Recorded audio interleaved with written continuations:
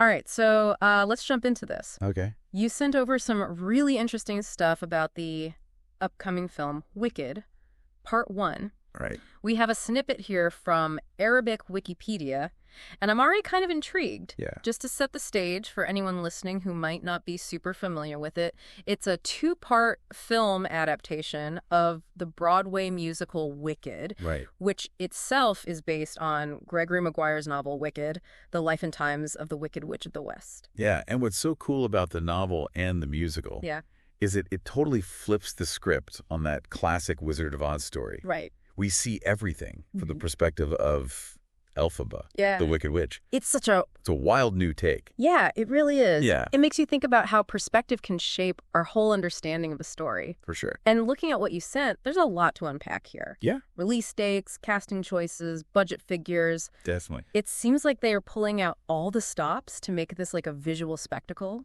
For sure. Yeah. This film has a massive budget of $145 million. Oh, wow. And considering it was shot in England at Pinewood Studios, that's not a surprise. Right. Pinewood has a long history of hosting those iconic productions Yeah. with amazing visual effects. Yeah. From Star Wars to James Bond.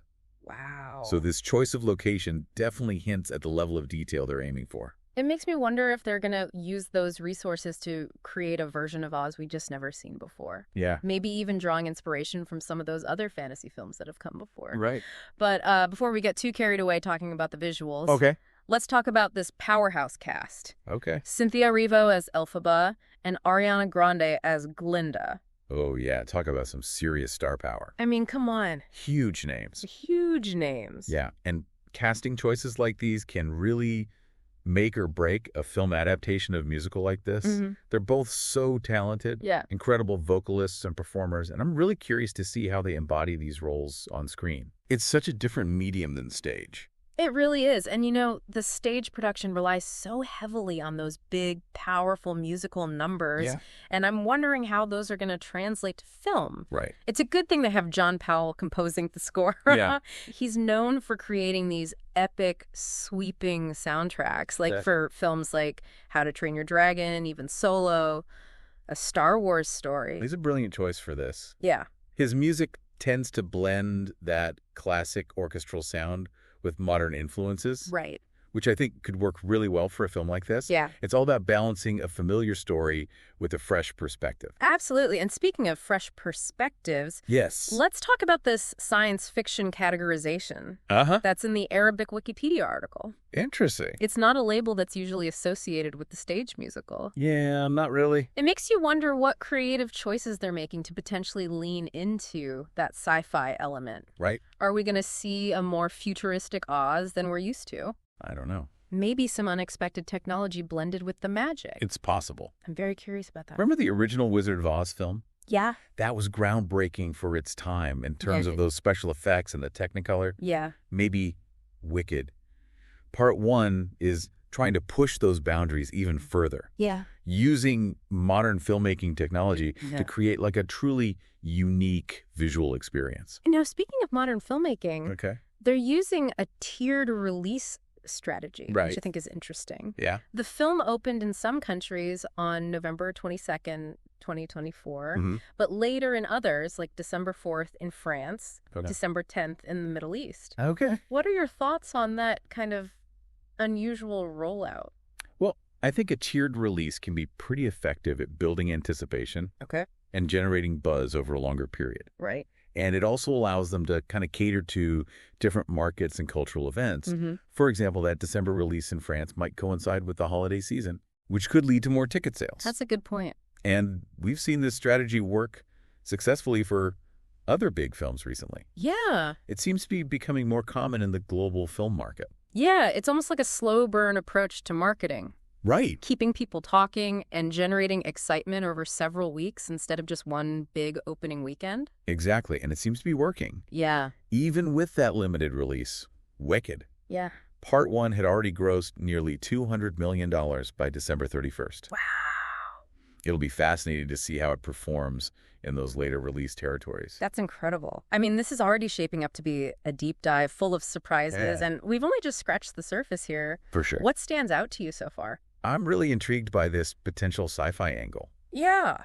It's such a bold choice, and it could really set this adaptation apart from the stage musical. Right. And add a whole new layer of depth to the story. Yeah. I'm so curious to see how they balance that with the classic Wicked themes of good versus evil. Yeah, in Elphaba's journey. Yeah, it's going to be interesting. I can't wait to see it. Yeah, me too. Yeah. It really does feel like they're trying to do something different with this adaptation. Yeah. It's not just a straight up musical, brought to the screen. Right. Now, earlier we touched on the filming locations, specifically Pinewood Studios. Right. But I'm curious about the other location mentioned. Okay. Bovingdon. Bovingdon. What's the significance of that spot? Well, Bovingdon is interesting because it's home to a former Royal Air Force station. Oh, wow. Which has this huge open airfield. Oh, okay. So it makes you wonder if they chose it for scenes that needed a lot of space. Right. Perhaps involving flying monkeys. Oh, yeah. Or, maybe even a certain witch's broomstick. That's a great point. It's one thing to imagine those scenes on stage. Right. But to see them brought to life on film Yeah. with that kind of scale and scope, that's really exciting. And those visual effects. Yeah. Especially if they're leaning into the sci-fi aspect. Yeah. Could be incredible. Yeah. Just think about the advancements we've seen in CGI technology. Oh, yeah. Even in the past few years, Absolutely. they could create like a truly immersive and visually stunning Oz Right. that we've never experienced before. It's amazing to think about all the artistry and technical skill that goes into crafting these cinematic worlds. For sure. Speaking of artistry, Okay. we haven't talked much about the music yet. Right. Besides, John Powell's involvement. Right. The stage production of Wicked is known for its powerful musical numbers. It is. How do you think those are going to be adapted for the film? Well, this is where having Steven Schwartz on board is a huge asset. Okay. As executive producer, Yeah. he's the composer and lyricist of the original. Mm-hmm. So he knows those songs inside and out. Yeah. So I imagine he's been super involved in making sure the film captures the essence of those beloved melodies. Right. While also allowing for some, creative reinterpretation. Right. To fit the new medium. Yeah. It must be a delicate balance. It is. Staying true to the original, but also making it work cinematically. Yeah. It's like translating a book into a film. Right. You want to preserve the spirit of the source material, Yeah. but also make it work for a different audience Yeah. in a different format. For sure. And this brings us back to that tiered release strategy. Oh, yeah. It makes me wonder if they might have even tailored certain aspects of the film, Interesting. maybe even the music, Okay. to appeal to different cultural tastes or preferences in those various release territories. That's a fascinating idea. It's Yeah. like they're not just releasing a single film, Right. but multiple versions that are subtly adapted for different audiences. It's wild. It's almost like a choose-your-own-adventure approach to global film distribution. Exactly. And with a story as globally recognized as Wicked, Yeah. they have the opportunity to experiment with these strategies Yeah. in a way that might not work for a lesser-known property. It seems like every detail we uncover just adds another layer of intrigue to this project. It really does. I'm finding myself increasingly fascinated by all these, behind-the-scenes decisions. Yeah. And the creative choices that are shaping this film. It's a reminder that what we see on screen is just the tip of the iceberg. Mm-hmm. There's a whole world of artistic collaboration and technical expertise that we don't usually get to see. Yeah, and with Wicked, part one, it feels like they're really pushing the boundaries of what's possible in filmmaking. I agree. Both visually and narratively. Yeah, it's like we've been given this backstage pass to the whole creative process. Right. And it's making me appreciate the film like on a whole new level. Totally. But even with all these fascinating details we've uncovered, it all comes back to the story. Right. What aspects of the Wicked narrative are you most eager to see brought to life on screen? For me, it's that exploration of Elphaba's backstory. Okay. And how she becomes the Wicked Witch. Maguire's novel and the musical did such a great job of challenging those traditional notions of good and evil. Mm-hmm. They showed us the events and the choices that shape her path. Right. So it'll be interesting to see how the film tackles those themes. It makes you wonder how much they'll draw from the original Wizard of Oz film. Right. And how much they'll kind of deviate from it to craft their own interpretation. Right. Especially considering that potential sci-fi element. Yeah, that's a great question.